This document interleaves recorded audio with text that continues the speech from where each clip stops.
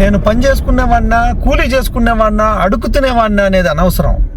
24 గంటల్లో ప్రధాని అయినా తన డ్యూటీ తను చేయాలా, రైతు అయినా తన డ్యూటీ తను చేయాలా, కూలీవాడైనా తన డ్యూటీ తను చేయాలా, ఎవరైనా తన డ్యూటీ తను చేయాలా.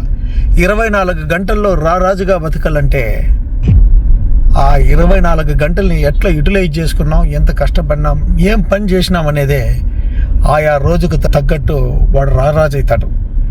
కాబట్టి మంచి చేస్తామా చెడు చేస్తామా అనేది వాళ్ళ విఘ్నతకు వదిలేస్తే 24 గంటల్ని తప్పకుండా సద్వినియోగం చేసుకునేవాడే పిఎం అయినా, ఈ దేశానికి అధిపతి అయినా, ఈ విశ్వానికి రారాజైనా. 24 గంటలు ప్రధాని అయినా సోంబేరులాగా నిద్రపోతే ప్రయోజనం లేదు. అదే కూలీ అయినా తన పనిని తను చేసుకుంటూ ప్రపంచం గర్వించేంత స్థాయికి 24 గంటల్ని యూజ్ చేసుకుంటూ ప్రతిరోజు ముందరికి వెళ్తే ఎవరు ఊహించలేనటువంటి స్థాయికి మనం వెళ్ళొచ్చు.